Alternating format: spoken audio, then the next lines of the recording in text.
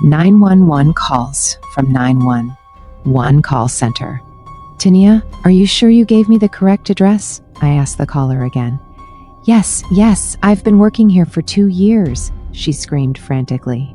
Please send help. The walls, they're closing in. Then it was gone. Just like that, the call dropped. I tried to redial, but no luck. I lost her. I worked the night shift as a 911 dispatcher. I had a bunch of weird calls that night. Several different people dialed in, each in distress. All of them reported the same terrifying phenomenon. They were at the same address, and their office building had started acting weird. Doors and windows were vanishing. Then they heard knocking from behind the walls, and slowly, terrifyingly, the walls started closing in. And just like that, the call would abruptly cut off. Every call went exactly the same way. But what added a deeper layer of horror was the address they gave me. Tania wasn't the first caller that night. 4 others had called before her. And all 5 of them gave the exact same address, the 911 call center office, the very building I was sitting in. What made me even more anxious was that all of these calls happened just less than 10 minutes apart from one another. I reported it to my supervisor, Rob.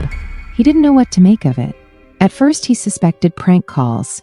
Not uncommon in our line of work, but 5 of them? In a row? All saying the same thing? There's no way 5 adults would prank 911 with the same bizarre, illogical story, and all give the exact same address. I'd get it if they gave me an address leading to, say, an empty lot on the outskirts of the city. But the 911 call center? You called me, sir? I said, stepping into Rob's office. He'd asked me to come by later that night. Those 5 strange calls you mentioned, he said. Do you remember the callers' names? Yes, I do. Did they give you last names? Yes, they did. It was Daniela Summers, Alex Wong, Eric Dashner, and Tanya Alexander. Rob looked stunned. Okay, listen, he said calmly. I know in this job, especially on the night shift, you don't get to know all your coworkers unless they're sitting nearby. I gotta be honest, his words got me agitated. But all of the names you just mentioned, he continued, they're 911 dispatchers working the night shift. Here, in this office. All of them? Yeah, Cass. All of them, Rob confirmed. They work on different floors, except for Daniela. But she's an extremely quiet woman and sits at the far corner. So, it's understandable you don't recognize any of them. So, what does this mean? I don't know yet, Rob said, but it's got to mean something. Not long after I returned to my desk, another call came in. It was a woman, frantically screaming for help. She was crying over the same thing all the previous callers did. Exactly the same thing. But something felt different. Her voice felt familiar. I didn't recognize it at first. Ma'am, what's your name? I asked. Cassidy. It's Cassidy Lane, she replied frantically. I froze.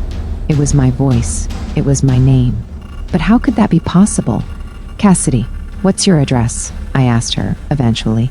She gave me the exact address all the previous callers had given me, the 911 call center. Seconds later, I heard her becoming more frantic and hysterical, before the call, again, was abruptly ended. Before I could hit redial, something strange happened around me. The interior of the 911 call center started to glitch and warp. Everyone in the room was panicking. I looked at the lines of windows attached to the wall at the far end of the room. One by one, the windows started vanishing, followed by all the doors in the room. We were all trapped in a room without doors and windows. Seconds later, the next thing happened. I heard strange knockings from behind the walls. And they were loud. Extremely loud. Everyone was screaming in horror. No one knew what had just happened, but it happened really, really fast. Instinctively, everyone picked up the phone and made a call on their own. So did I. But all the calls I made, to my mom, my boyfriend, everyone I knew, were diverted. It was as if we were cut off from the outside world. Then I dialed 911. It rang. 911, what's your emergency? A woman picked up the call, and I heard the voice on the other end. A voice I recognized. My own voice.